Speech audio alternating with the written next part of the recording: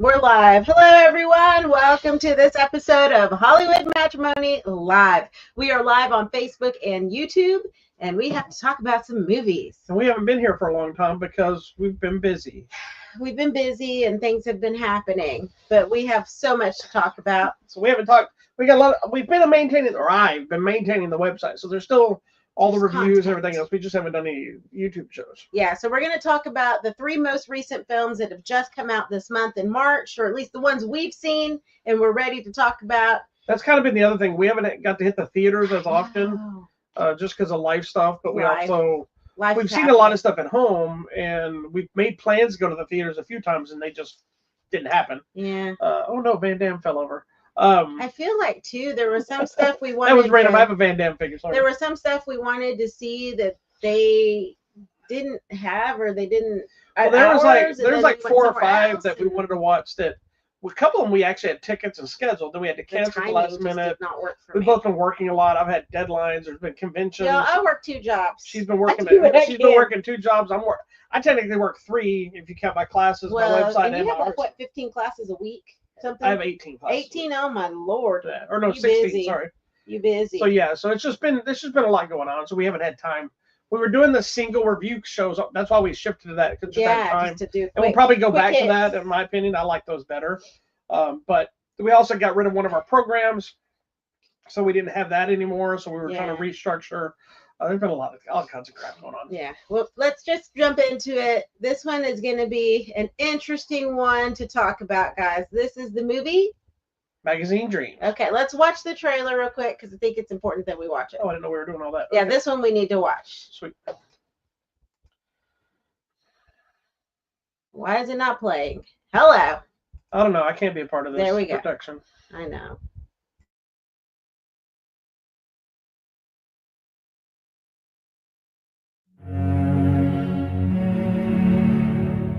You have to do something big and important,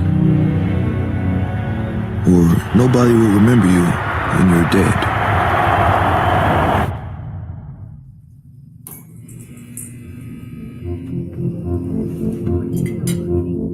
Side chest. 21 and 7 switch. I want to be Mr. Olympia one day. I've been training for this every moment of my entire life. Like my deltoids, judges always say they're too small. Think they're liars? Everyone's a liar. It is important that you find people that you can make an emotional bond with. I'm asking you nicely and in a calm voice. If you're not 100%, you will never be successful. Nobody knows who you are. Nobody. Well, you gotta commit all energy and focus to being the greatest bodybuilder on the entire planet. That's what separates one from being a champion, one from not being a champion.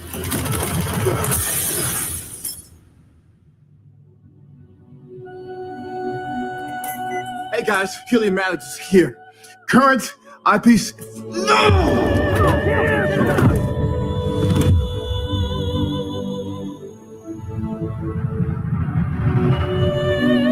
The world ain't fair. It ain't supposed to be fair. That's how it works. Oof. How are you doing, Killian? What? I'm gonna close my eyes and dream. What? They're gonna put a picture of me on the cover of the magazine. And the entire world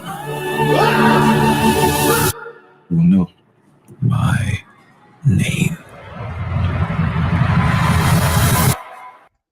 Okay, guys. You had this. Oh my gosh. We're probably not going to show the trailer for the other movies we're talking about, but I wanted you to see this one because this movie is just so emotionally impactful to me. Well, before we get into it, I want to kind of tell the story and the history of this movie. What's happening. So this movie was actually set to be released in 2023. Mm-hmm. It was shown at Sundance. It was the talk of Sundance. They were talking about, they figured he was going to get nominated for an Oscar, all these kind of things. And of course, around the time this happened during not only the SAG-AFTRA strike, but then also the controversies of some of the stuff he was accused of that in theory from the courts he's since been acquitted of. Yeah. So we don't know because I think some new things came out, but but that's basically been said that and he was dropped from. He was the next big thing. Jonathan Majors was the next big thing. If you don't remember, he was in Ant-Man and the Wasp. He was in Loki. They built a whole Marvel section out of his character Kang, and we're going to do Avengers Kang Dynasty. He was in Creed 3. He was kind of the next big guy. He was everywhere. And after all the controversy stuff happened, he got dropped by his people. Marvel fired him. All this stuff. He kind of went from here back to here, and this movie was pulled off the shelves and was basically kind of said it would never get released because 20th Century, or no, excuse me, Searchlight Pictures, used to be Fox Searchlight Pictures, they dropped it, and then we all assumed we would never see this movie. Yeah. And then Briarcliff, I believe is the name of them. Yeah, Briarcliff Entertainment came in, scooped it up, purchased it, and they finally released it this past weekend. I'm assuming it's probably got a limited release. And what's interesting about this movie is you can tell from the thing, it's about a guy trying to be a bodybuilder. He wants to be famous as a bodybuilder, but he's dealing with some things. And there's a kind of a parallel to his life. It really is. And it was getting me emotionally. Yeah. So the movie itself it follows this guy who wants to be a bodybuilder. I believe he has some different trauma. He has trouble connecting with other people. They never say it, I don't think, but it seems like he might be a little on the spectrum. A little bit. They don't talk about it. That's not really the focus of the movie. No. But Jonathan Majors is in every scene of this movie. He's carrying a lot, you guys. Anything that happens, the rest of the cast are great, but this is him. And, throughout the movie, you get some trauma. Like, he had some early childhood trauma, and he's never really talked about it. He lives with his grandfather, but his grandfather is sick, so he's really not living with him and doesn't have any kind of parental figure. He's having to take care of this older man. He does go to therapy. It seems like it's court-mandated therapy. Yeah, something happened. And we find out through that he does have issues connecting, trying to just speak with people. So he's got a lot of that happening too. And dealing throughout the movie, you see he's dealing with racism and just, oh my gosh, this poor guy. This entire movie is kind of so much, and it's heartbreaking to watch. Yeah, it's a heavy movie. It's not the movie that you might think it is. The bodybuilding, even though it's the front and center and the focal point of the movie, it's almost like the backdrop. Yes. It's dealing with mental illness. It's dealing with the public persona of masculinity. It's dealing with abuse, racism, as she says. Yeah. It's dealing with, obsession. It's that obsession. And you know what? I know someone from before when I did other stuff that, it becomes an obsession, like an addiction, this body thing, and counting the macros and tanning and what do you look like, and this part of the body doesn't do, like, it becomes an obsession. It really does. And it's kind of, it's an addiction. It's kind of sad. Yeah. It's an addiction just like anything else. Because that there's one scene where he's ordering, I need chicken breast, but plain, nothing on it. And then I need this, and I need this, and can you tell the chef it has to be this way, and no oil. And I'm like, if you're not either friends with somebody or know somebody, or the person with you doesn't understand what you're doing, you sound crazy. Yeah. Like I've gone through, not to this extreme. We have a friend that's got heavily into bodybuilding and stuff, and and I've gone through not this level, but where I'm trying to eat super, and it becomes this thing of what's in this, what's that, what is this, and people look at you like you're nuts. They're like, just eat the cheese or just eat the chicken. No, we've done that. It's fine, and I've trimmed fat, and I've never gone fully crazy, but it does. Like you're there with your little scale and measuring your green beans, and I'm just like, it becomes an obsession, but also you have to be obsessed to get to make that work. And they're saying he spent a solid year eating and training just for this. Yeah, so first and foremost, he gives the ultimate performance. He is not only just all in with the emotions and the character and everything, but his physique alone is impressive. He was impressive in Creed 3. Yeah, he was impressive in Creed and everything else. But this movie is beyond what you would see.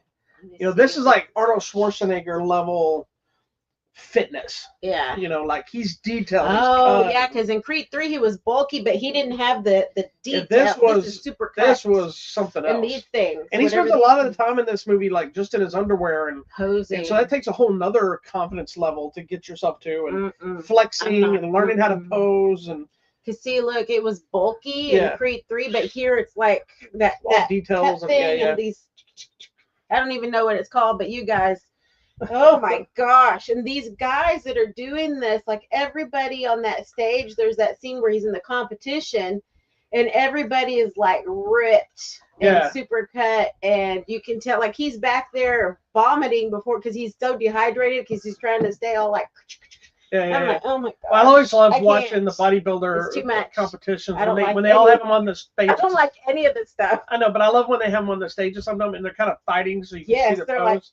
Like they're getting in front of each other. It's like when they're by themselves, you don't think about how competitive that is because a lot of times they're by themselves or it's two guys or whatever. I don't know the rules of this. But then when you put them in a line, you can kind of watch them. You can see them. I've seen videos of them getting shoving matches and fights and they need their bicep in the front. And, you know, this guy and this guy's doing this thing and you have to stand at certain angles. And there's a lot to it. The obsessiveness of it was like, he's like, yeah, this look good, but my legs are too small. And like, dude, you look perfect, but he's picking out minute like this little thing right here. And this is almost like reverse anorexia. You're paranoid, obsessed about every detail has to be perfect. So when you see something that you notice looks outstandingly amazing, and look at that work, they see flaws. Well, and somebody that's anorexic still thinks they're fat. Curious you said that because the person I mentioned that got into the bodybuilding obsessive used to be anorexic, and this was their solution was to be healthy. And then you end up, but it became obsessive on another That's scale. Also when you see somebody that comes out of an addiction. Like, the thing that gets them out of the addiction is something usually they get addicted to. Yeah, something whether different. It's but healthy. Yeah, in a way. Whether it's working out or it's riding a motorcycle or something, you get addicted to just that thing. You know, we all have our addictions. Even a lot of people say they're not addicted to anything. We all have an addiction of some sort. It's just not necessarily crazy. I'm addicted to working on my computer. You're addicted to ignoring your husband is what you're addicted to. Anyway. The movie is very heavy. It is a slow burn. It's a talkie. It's a talkie, I guess, but it's so. To me, this was like the saddest movie. Yeah. And I'm telling you, like, how worse can this get? It does. You know, for him to get to this dream, because that's his dream is I'm going to be on the cover of a magazine. Yeah. You know, and that's his dream. It also plays into the don't meet your heroes mentality. Ooh, like Michael Hearn, who is a very well-known bodybuilding champion. I guess is he an actor? And he's done some movies and stuff. And he played Batman in Superman in like some fan film stuff. And I've been a fan of the guy. He did some movies in the 80s or 90s, like some barbarian type stuff that I like. And he's got I watch him on YouTube too, a lot about fitness and or his diets and stuff like this. And he's too much. Got a very small part, but it's a very pivotal part to how things change. And it plays into that kind of not only abuse stuff, but again, it's a different part of the obsession and a different part of taking advantage of people and things like this and what people are willing to do certain things, you know, and kind of, and also pointing out like people aren't always what you think they are. Yeah. But I mean, the movie is sad, but it's a really good movie. It is. And it just keeps you like on the edge of the seat because I'm like, what else is going to happen to this guy on his way to realizing his dream? What makes me the saddest part of this movie outside of the story they're telling and this, you know, his performance is brilliant. Amazing. Is this movie was guaranteed to get an Oscar nomination. Yeah. Back at that point. Yeah. It's so early in the season. I doubt it's going to linger that long. I hope I'm wrong. I hope it though. It's a way for him to come back because he was acquitted. So well, the irony of this too is where it could have, on its original release, been something that was Oscar nominated. Instead of getting the Oscar nomination, this could be the thing that gives him his career back. Yeah. Which is more important than getting an Oscar. That's what I'm reading. I was reading this earlier. Like this could now give him a fighting chance to come back. Right. And what I appreciate with him is he's saying the right things in interviews too. Somebody asked him, you know, you were fired from Marvel and stuff. Would you ever go? He goes, I'd go back to Marvel in a heartbeat. Yeah. Whatever. He's like, they're great people over there because they did what they had to do. You know, he goes, I have nothing to say to them. I love they gave me a chance. I loved working over there. So now the discussions are, do you think Marvel will bring back a King? I don't think they'll do what they were planning. Yeah, I know. But who knows down the road? You never know. They brought James Gunn back when they fired him too, supposedly, but now he runs DC. Shouldn't have fired him the first time. Well, so who knows? I hope. And again, like, with all that happened, the person that accused him or whatever, we have no idea what happened. We weren't there. Yeah, exactly. But he was acquitted. So there was a new audio thing or something come out. Yeah, it's hard thing. It's like you have to make that decision on your own basis. Like I would totally understand that people that didn't want to watch this movie because of their own personal beliefs. Yes. I try to watch some of this stuff and look at it in a different way. I didn't watch this movie. Actor from the person. Yeah, I didn't watch this movie because he was acquitted. I watched this movie because I was interested to see what all the buzz was about in this movie. Yeah, and even if it was something kind of heavy, to be like, man, I can't believe this movie got missed because of his misstep. Yeah. But either way, I'm very glad that it got its release because the people that worked on this movie, they deserve obviously himself, but the director and all these other people deserve to see their work be seen no matter what the problems are. Yeah. So I hope everyone will check it out. Just know it's heavy. It's in theaters now. Yeah, it's in theaters. It's probably a limited release of some sort, meaning not necessarily limited release, but not showing at every theater because it's a smaller film. Yeah. But if you want to see something different, just know it's heavy, it's dark, it's uncomfortable. It's emotional, man. It's for sure. a little disturbing at times, but it is a fantastic movie. It is. So check it out. Ba-da-bum-bum. All right, let's talk about this movie right here. I don't think we need to see. We're not going to watch the trailer for this, so there's another one that needs a little setup. Okay. So, I love John Travolta. I love John Travolta, and I will watch everything he's in, no matter what. Although he has fallen into the especially the Battlefield Earth. Oh God! I watched that a few. You've lost all credibility. I like that movie. Look, when that movie came out, hold on. The movie is not a good movie, but when that movie came out, I was a fan. Guilty pleasure. Yeah, I was a fan when it came out, but I think it was more because I like Barry Pepper, who's the main guy. Mm-hmm, yeah. And I love seeing Travolta and Forrest Whitaker as these big whacked out aliens with dreadlocks, and I thought it was different. I'm like, this movie was just something different at the time. I didn't know the L. Ron Hubbard crap and all the other stuff that went along with it. And then when I tried to revisit, I was like, this movie is just not good. And so, but I have a lot of movies like that when I watched younger that we loved, and you go back to watching like, so anyway, but John Travolta has gone the role of a lot of straight-to-video movies. I do applaud him for going the bald look. I think he looks great bald. I don't necessarily like the dyed beard and eyebrows, or they're too prominent, or I don't know if they're dyed, I assume. Just for men. So anyway, this new movie came out, has a decent cast with Travolta and Quavo from the Migos, Lucas Haas, Gina Gershon. I'm like, okay, it's a heist movie, whatever. Well, thankfully I dug a little deeper and found out this is a sequel to a movie called Cash Out. There you go. It came out, I think, last year. There's nothing in the advertising that says that it's a sequel, but I thought, okay, it's probably not a big deal because maybe it's just another heist with the same guy and you can watch them independently. This new movie is a direct continuation. Yeah. You need to watch the movie Cash Out. I think it's Kristen Davis in the first movie, and Gina Gershon replaces her in the second movie. Same character. Yeah. But in this one. So watch Cash Out. So we sat down and watched, because I never watched Cash Out. They didn't send it to me, so I forgot about it. So we sat down and we watched Cash Out, and then we were like, crap, now we got to watch this other one. We got to watch it. Because neither one of them are good movies. Cash Out was okay. No, it wasn't. It's a heist movie. Bank robbery goes wrong. Then they have to get it back together and try to outwit the cops. Normal thing. Now we're to this one, part 2, which is High Rollers. Both of them are filled with just cheesy, bad dialogue, not great execution. They have all the things that you want in a heist movie, which is the twists and the turns and the trickery and the stuff you don't see coming, but most of them you can kind of figure out pretty easily. Yeah. Travolta can do action. We've seen it with Face Off, from Paris with Love, Broken Arrow.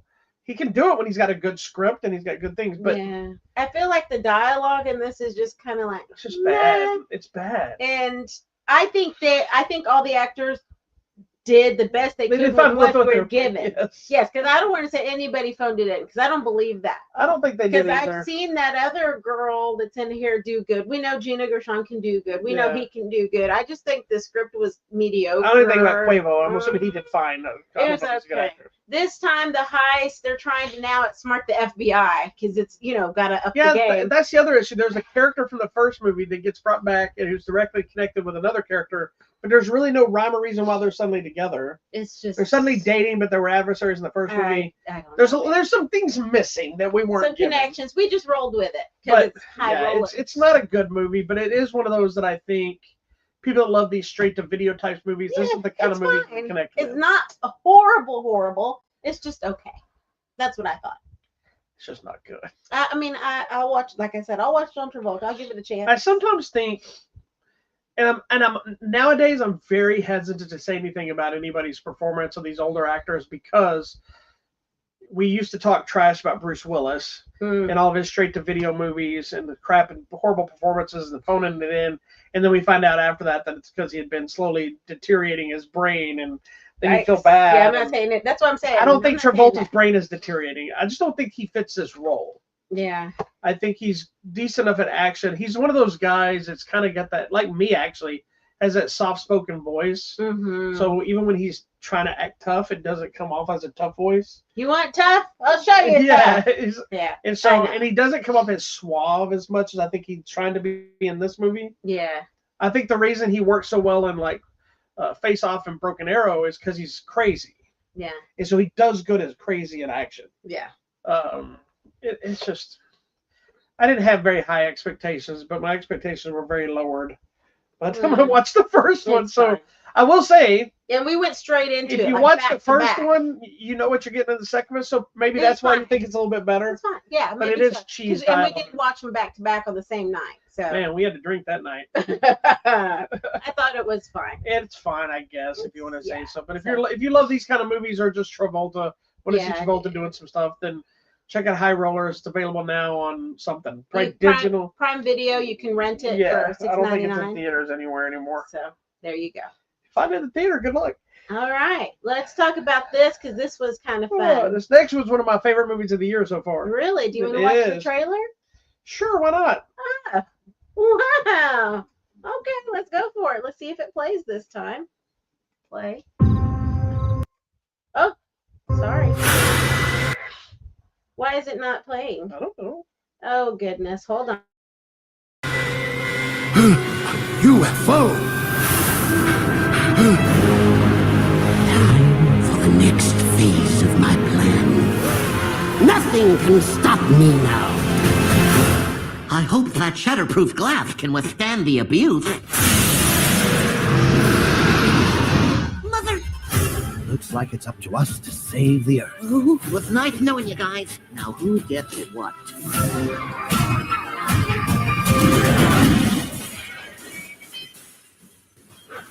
The situation is under control. There's no way we could screw this up.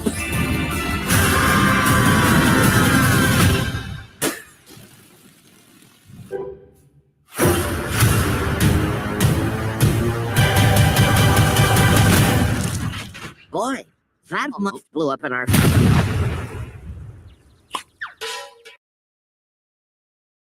Oh, that's so funny. Okay. Yeah. So as you see, it's already been out for a couple weeks now, and the sad truth is it may not even be in theaters anymore. So again, this is another one that's got a little backstory. Warner Brothers is, I don't know what their deal is right now, and I'm not bashing Warner Brothers, but they're seemingly purging Looney Tunes stuff.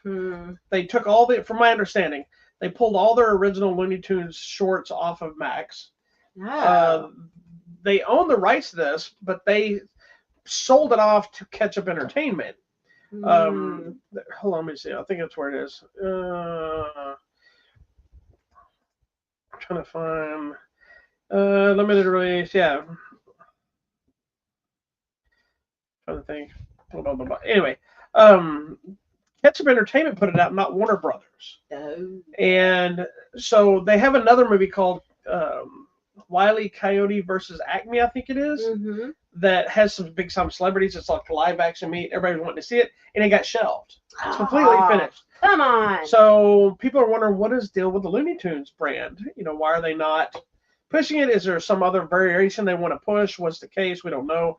I did read recently, because of them releasing this movie, could Ketchup Entertainment swoop in and pick up that other movie? This movie didn't do great at the box office, but I also think these are not characters that are as big as they used to be, right? We haven't seen a lot of new Looney Tunes stuff. This is also the very first fully, how did they word it? Hold on, I'll tell you. This is the very first fully animated, theatrically released film in the Looney Tunes franchise based on original material. Oh, okay. Right? And so it was a big deal. And I think it's even a bigger deal that it wasn't all the Looney Tunes. They would focus on Daffy Duck, Porky Pig, with Bugs Bunny nowhere to be found. Nope, which you don't see liked. any other characters. You don't see Yosemite Sam. We get Petunia. This would be the prime movie to bring Marvin the Martian in. He doesn't show up. Yep. And they don't need any of them. No. This movie is hilarious. Fantastic. I was laughing right now during the trailer. It's hilarious. It is. I'm not a huge Looney Tunes fan. But this movie was so funny. It's so well done. It's classic animation. It looks like a movie that should be, when you see something like a TV version of a cartoon come to the theater, it looks like what it should look like. Yeah. And I like they're two of my favorites. The two disabled people, or not disabled people. They're not disabled. Dysfunctional. But together. But they also have disabilities with the stutter and the lisp. I know. And is that what it'd be classified as? I guess so. Technically nowadays. I don't know if it's a problem. You just they have speech impediment. There you go. Thank you. But there's nothing wrong with that, obviously. No, it's just it's putting hilarious. two people that can't communicate together. Yes, and that's what's funny. And it's not even about the impediment of their communication. They just don't know how to communicate. Yeah. And it's funny because the movie gives them a backstory, like they were raised on a farm together. And this farmer is hilarious. The farmer shows up, and it's because it's just one of those big, like, cartoon cardboard things. Yeah, and he's not hilarious because he's a funny character. It's kind of an unintentional, intentional hilarious. And he looks like a cross between Grizzly Adams and Hillbilly Jim and he's from the WWE. And then the farmer leaves them. When he passes to go into the sun, he leaves the house to them. Why would you leave the house to a duck and a pig? I don't know. This makes no sense. And yet it makes total sense.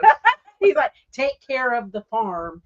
And that's the whole point of the movie is the house is in complete disrepair and they need to get it back up to code so they can keep the house and the land. But then the aliens attack. Yes, there you go.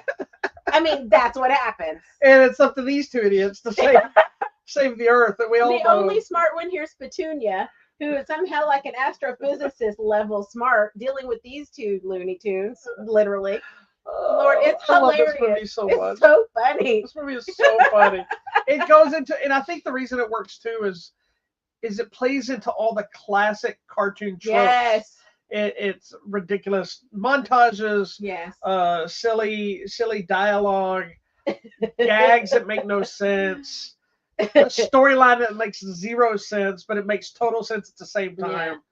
You know, it's just like, but it's also like there's some heart to the film of their relationship and where it's going, and Porky's relationship kind of falling in love with Petunia, and Daffy just being Daffy and getting on so irresponsible. He is, and he's always known. But then he's trying to help him. But then by that point, Porky's like, "I'm over it, dude. Just stop." But then they realize they still need each other. They need each other. It's such a. I mean, I was so cute. So funny. I was lucky enough that they sent me this one at home and we could watch it at home. And I'm kind of bummed because I really would have loved to see this on the big screen. I was planning to go see it on the big screen, and then they sent it to me because it's so bright and vibrant. It is. It's really nice colors. Yeah, especially there's a whole theme of bubble gum in this movie. Yes, in that bubblegum factory. It's bright pink and nice and sticky, gooey looking. It's really the whole movies are like. I wonder if the kid would like it because it's. I think she would, but the movies like bounce between bright greens and blues and pinks. Yeah. And then there's a contrast between when you're dealing with the real people, the aliens, and Porky Pig and Daffy. And it's like the color palette is different, but until they're merged together, and then it's this beautiful visual treat to your senses, if you will. Yeah, it's really fun. The animation looks outstanding. The voice work is outstanding. It's hilarious. The script is great. It's a movie that has no business being as good as it is. It should be entertaining, but it's such a great movie. It's like I told her when we finished watching, I said I could watch this movie again right now. Yeah, it was that fun. It was like, and I'm so bummed because it got its release, and then they immediately, I think one of the filmmakers, directors, or somebody posted, well, they're pulling our movie on Wednesday, and I don't know if it's this coming Wednesday or if it was last Wednesday, but it's like, why? I think it was this last Wednesday. But it did make a ton of money. But it's fun, y'all. I didn't expect this to be a ton of money movie because most little kids don't know who these people are. This is our generation cartoons. Yeah, we need to find this so we can watch it again. Yeah, I think I still have the screening link. It's good. I hope it comes out like a copy or online. Well, that's gonna be where the weird thing is. I don't know if Warner Brothers is still gonna, because they still own it. I think they sold. I say they own it. Did they sell it? And limited release. I don't know what they did. I don't know if Ketchup Entertainment now owns it, or if they just got the distribution for it. I don't know. Oh well. I'm kind of bummed that it didn't do better because I was really hoping. And it's funny too. I was really hoping this would be kind of a birth of some new, and it still could be if it does well on like digital release and all that stuff. And Eric Bauza, I don't know how you say his last name. Bauza. Woo! He's actually the voice for Porky and Daffy. So he did both characters. So I mean, that workload alone, it's got to be crazy. Spade's curly tail. Goddess. So this movie was supposed to be released back in 2022 or whatever. Hold on, I'm looking to see. You can go ahead and say whatever. I'm really looking at something. Nothing. I just hope you can see it. It says it might still be in some theaters, so hopefully it's near you. Check it out. Take your kids. It's a lot of fun. We were cracking up. Okay. Ketchup Entertainment acquired the North American theatrical distribution rights. So that means Warner Brothers still owns it. Okay. And it could, I guess, show up on Max. But it sounds like it was originally supposed to be a Max release. Oh, maybe it'll. So I think Ketchup Entertainment put it in theaters, and maybe it'll show up on Max. Hopefully, and then maybe Warner Brothers will put it out when it comes to Blu-ray and all that stuff. And I hope this is not one that they end up just making it a digital-only release, because this is one that I would love to own. All right. Well, check it out wherever it may be. Yeah, whether you like the Looney Tunes or not, this movie's a fun movie for all of it. There are some little adult jokes, and they're like all the old school Looney Tunes, but it's not an adult cartoon. Yeah. So there you go. Check it out. Anyway. Okay, babe. Tell me what's coming out. Really quickly, there's a few things. Some old school stuff. Tommy Boy's getting a 4K treatment, as well as Black Sheep. So the two movies with Chris Farley and David Spade are both getting 4K releases. Night Moves, which is a Gene Hackman movie, rest in peace, Mr. Hackman, is getting a release. Memoir of a Snail, which is one of our favorite movies from last year, is getting the Blu-ray release. I believe Star Trek: The Lower Decks, the complete series, is getting released finally, and I think that's kind of it right now. All right. As we come to the end of the month. All right, and then coming out, this dog at the theater or on the line. On Tuesday, coming to video demand and digital, there's an animated feature called The Academy of Magic. So it's a 16-year-old discovers she's gifted with magical abilities. So that might be one for the teens. Also coming out, video demand and digital movie To Die Alone. This guy is injured while hiking the Pacific Crest Trail, and he has to figure out how to get through the wilderness alone and deal with that. Shadow of the Wolf, another video demand digital one. This dog, oh my god! Baby, get out. This kid discovers something monstrous happened in his hometown. I can tell you something monstrous happened in our hometown right now. If it says wolf, I'm gonna assume it's a werewolf. We don't know. Oh my god! Stop it! Get down, sweetie. Stop. Okay, I love you. Oh my gosh! What is happening?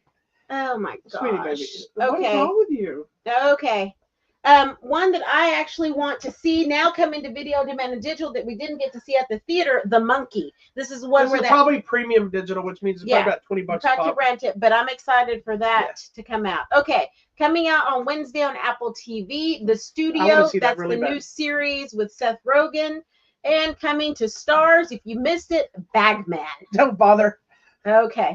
If you did miss it, you're better person for it. All right, coming out. That's one of the ones I watched on the plane. Remember that's what I watched at the end of it? I was like, you were so angry. You were like, this movie. I was watching something else. You're like, this movie. I was so hostile about that stupid movie. So angry. You were too big for that. Coming out on Thursday. If you watch the series The Chosen, the one about the Bible, about Jesus, there is a special coming to theaters. I'm actually excited about this, just in time for the Easter holiday. This is called The Chosen, The Last Supper, Part 1. So I want to actually probably go see this in theaters. Good luck. Coming to Prime Video, starring Nicole Kidman, Holland. It's a suburban thriller, black comedy, humor, kind of dark comedy. And coming to Hulu, if you missed it in theaters, the movie A Complete Unknown, the story of movie. Bob Dylan. Coming out on Friday in theaters, A Working Man. That's the new Jason Statham movie. We will see that. Also coming to theaters, I want to see this, The Woman in the Yard. This is the one where the creepy woman dressed in a shroud of black just is sitting in your front yard, and you're like, what the heck? It's one of those that I think is going to either be really good or really bad. Yeah. Let's scroll up to this. This one? That one right there is one of those that looks like it could be fun in premise, but I just don't know. Yeah. It's the guy that played Easy. What's his name? Jason Mitchell. Yeah. You got L.E. Choppa in it. So there's about a couple of parents that I think their kids get taken or something. Missing. They're gonna go get so them. They go after them. So it's one of those that looks like it could be kind of cheese, but also could be fun. Could be good. Coming to video demand and digital, Renner, an AI thing. I don't know. And Netflix. Here we go. Oh, that's a secret. The Life List. A young woman goes on a journey of discovery after her mother passes away and leaves her an inheritance, but with one stipulation, she has to complete this life list. And coming to Disney Plus, Alexander the Terrible, Horrible, No Good, Very Bad Road Trip. I'm excited to see that one. I don't think it's the same kind. No, it's a different family. This is a Mexican-American family. So you have Eva Longoria and some others. Wow. Oh, we have this if you want to watch The Penguin Lessons. Yeah. Okay. Englishman went to work in school in Argentina in 1976 to teach some at a boys' school, and his life gets turned upside down. We'll see what that is. Apple TV Plus. There's another one we have that number one on the call sheet, Black Leading Men in Hollywood, which I do want to see. It's a documentary. It's Jamie Foxx, Kevin Hart, and a bunch of others talk about their experiences. I believe Kevin Hart produced this, if not directed it. So there's just a lot of good things coming out. Coming out to Shudder, because we do have our Shudder subscription. The Rule of Jenny Penn. Good thing about that. That's that John Lithgow movie, right? Yes. So it seems kind of weird and creepy, but we'll find out. Then there's the other one on Apple TV Plus, Black Leading Women in Hollywood. That's Viola Davis, Halle Berry, Whoopi, a bunch of those. I saw a commercial. Basically the same movie, but or the same episode. Documentary, whatever. One men, one woman. Okay, so there you go. There's so much coming out, I can't even tell you. As we hit the end of the month. It's finally coming out. Which one? This one? White Birds coming to Didn't Stars. You watch it on the plane? I did watch it on the plane, and I really liked it. It's the Helen Mirren story. For giveaways, we haven't told anybody in a while. Let me tell y'all. But do you have that? I have them. Oh, well, here. okay. I didn't think you had that. So I have some digital copies of A Complete Unknown that we were just talking about. I have a few physical copies on 4K of The Lord of the Rings, The War of the Rohirrim, whatever it is. I can't say it, but it's fantastic. Is it good? I want to watch it. I'm not a huge Lord of the Rings fan. It's an animated feature. It didn't do very well at the theaters, but it's so good. Mm-hmm. I think you'll actually enjoy it too. You're not really Lord of the Rings fan. No, but I wanted to watch this. It looked good. And it is part of the story, so it's kind of a prequel to some of the stuff in the movie. It's about, in I don't know the name of all this crap, so bear with me. The very first one? But no, when they had the big war in front of that wall, like a dam? With the big elephant things? Yeah, but you remember there was like this gigantic wall between these two caverns? So. This is kind of the story of that. How that became whatever kind of thing. Anyway, who cares? Also, just watch it or don't, but we have those to give away. Okay. We also have copies of Amadeus. Amadeus. They do not sing that song. Amadeus. We have some digital copies of Wolfman. Which I enjoyed that movie for what they were doing. I just didn't like that main lady, the wife, but everything else was fine. It wasn't what I hoped, because I was hoping they were making a Wolfman movie, but this is Wolfman, and it actually the title fits the story way they go with it. Anyway, so moving on. We got digital copies of that still. We still got some 4K copies of Red One, as well as the Keanu Reeves Constantine movie, which they've been talking about. They're very much working on the sequel. We don't know if it'll ever get made, but Keanu Reeves and the original director and all of them are working on it. Apparently they've talked to James Gunn, because it's a DC character, that they will probably they've started developing it, and that it's one that's it'll probably be in the Elseworld style. I don't know if it'll be part of the main stuff. So, fun fact: they also started an official writers' room for the reboot of Buffy. Ooh, I'm excited. Which means you're a step I'll closer. be watching that. which means you're a step closer to the show. I Actually, wonder what I need to know. We don't know if the show is going to happen officially, but when you build a writer's room, that means you're at least actively developing the story. What do I need to know? And it is Sarah Michelle Gellar. Or we don't know if any of the other casts are coming back yet. But I wonder if it's going to null out like season 9. I don't think they will. The comic books. No, I think they'll probably continue the show because they know most people that are a fan of the show may not read the Because, according to the comic book, she does end up being an older lady, kind of living on her own, still fighting. It could, but I think, this is my sadly, I think because Joss Whedon was directly connected to the comics too, and he's kind of been ousted, they'll probably do their own thing. And I think the person that's helping create the show, she's a fan of the show. And I think they'll probably go. So that was the comic line. Then there's a whole other line if you follow the new trilogy of Slayer. Okay, Slayer. So, Willow and Tara have a child. Then there's Aunt Buffy. So there's a whole other story. I know way too much about this. Doesn't matter. Anyways, thank you so much for watching this episode of Hollywood Matrimony Live. We will come back soon. We should be back next week or something. All right. Peace out, go. dogs. Peace be.